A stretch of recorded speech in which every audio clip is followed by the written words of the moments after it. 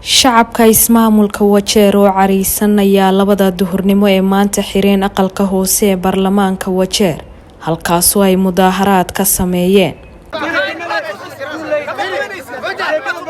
shacabkani oo isugu jira qandaraasley, ururada rayidka bulshada iyo bulshada qaybaheeda kala duwan ayaa wax laga xumaado ku tilmaamay inaan danaha shacabka la fiirin, waxayna dhaliileen wakiilada aqalka hoose ee baarlamaanka ismaamulkaasi. waxay dheen hal koma waxa la yiraahdaa wax yar oo qadhaf oo gutiin camal ah ka bedeli mahayno, kordhow kama bedelayno, hoos dhow kama bedelayno, waxba kama bedelayno, sidiisaan ku barinaynaa dheen. marka haday awood sheeganayaan laba awood ay meesha ku joogaan shacabka keenay ayaga.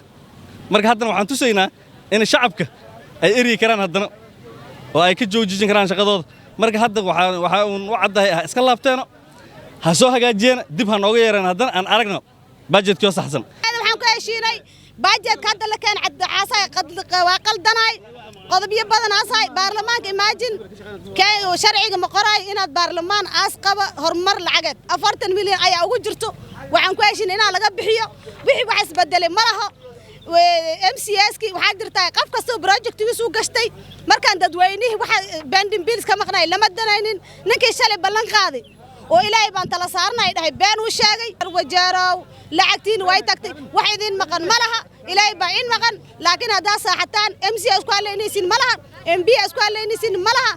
dhanka kale Rashiid Maxamuud Cumar oo ku magac dheer Rashiid Kaarshay ayaa isna dhankiisa sheegay in miisaaniyadani ay tahay mid la isku afgarani waa isagoona sheegay inay tahay mid dano shakhsiyeed leeyahay. budgetka waa isku jijiidnay, budget committee way diiday inay mariyaan, waa isku afgaran wayni gaabanaga MCS kala ayaa soo maaday oo smart arrinteeda as kala tashtay. taas haddii aniga karshay ahaan waxaan aaminsanahay budgetka ugu xumaayay oo countigan soo maray inaas budgetkan yahay budgetka ugu xumaayay inaas yahay budgetkan oo budgetkan as qabin vision oo budgetkan qabin maartay sharciga maanta countiga ka jira inaas maraynin.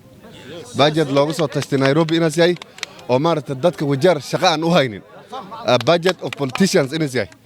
marka waxaan leeyahay assemblyga maanta budgetka meeshis idinku wax uu qaban lahaydeen waa dhaaftay sharciga meeshis kala kaashin kartiin kala kaashtaan leeyahay.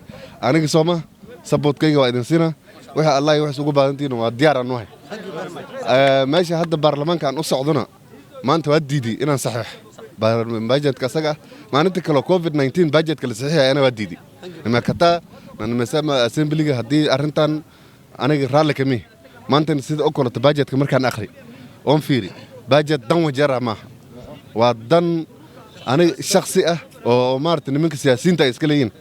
maanta waxa 1 billion la dhahay ay lacagta loo qonday maarka pending bill 3 billion waxa lagu soo daray maaragtay new project macquul ma marka arrinteeda wax macquul ah ma aha. waxa kale oo la rabay budget ka taa maaragtay in la kala maaragtay la qoondeeyo oo wax kasta meesha ay marayeen la ogaado ay tamayt in saad program based budget in saad la rabay program based budget ma aha. marka baarlamaankan gala I will opposite and waana ka hor maadsana idinkaan ku raacsana dadweynahan raacsana. Sumaya Nur Locog, warbaahinta Star.